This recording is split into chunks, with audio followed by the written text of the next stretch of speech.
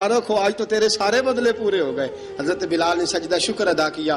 میرے دوستو، بڑی باتیں ہیں جناب بلال کی کرنے والی۔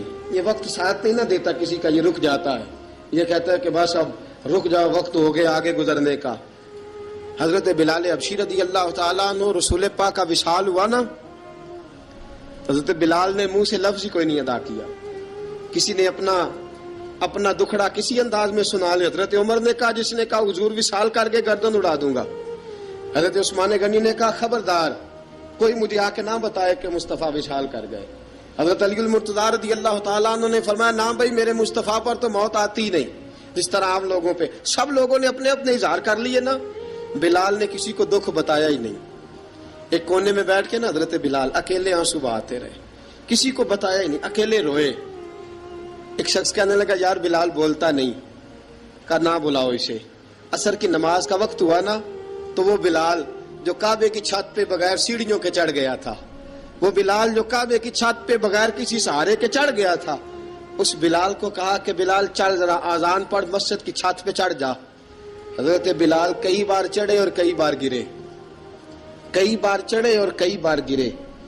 حضرت بلال حبشی رضی اللہ تعالیٰ نے آواز دی، کہا، سلمان میری مدد کرنا، میری مدد کرنا، اب مجھ سے چڑھا نہیں جاتا، اب مجھ سے جایا نہیں جاتا۔ جناب سلمان فارسی نے بھی سوال نہیں پوچھا کہ بلال تو بیمار ہے، یہ نہیں پوچھا۔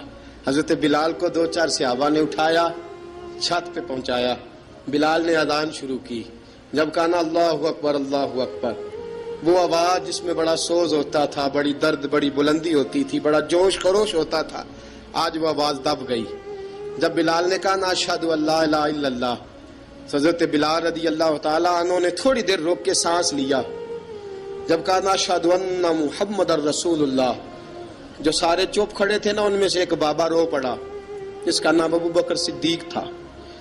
جب حضرت ابو بکر صدیق کی آنکھ میں آنسو آیا تو حضرت بلال چھت کے اوپر زمین پہ گرے، زمین پہ گرے، اور کہا، ابو بکر یہ ڈیوٹی کسی اور کی لگا دے، یہ ڈیوٹی کسی اور کی لگا دے، اب میری روح اجازت نہیں دیتی، مصطفیٰ کریم کے بعد مجھ سے اذان نہیں پڑھی جائے گی۔ آپ نے واقعہ سن رکھا ہے کہ ایک بار صحابہ نے بلایا، دوبارہ آئے، حضور خواب میں ملے، کہا، بلال تو آتا کیوں نہیں؟ بلال چھوڑ کے چلے گئے تھے۔ فرمایا، اب میرا یہاں دل نہیں لگتا۔ ملک شام کے شہر حلب میں چلے گئے تھے، چھوڑ دیا تھا مدینہ منورہ، اب میری نگاہوں میں جچتا نہیں کوئی، جیسے میرے محبوب ہیں ایسا نہیں کوئی۔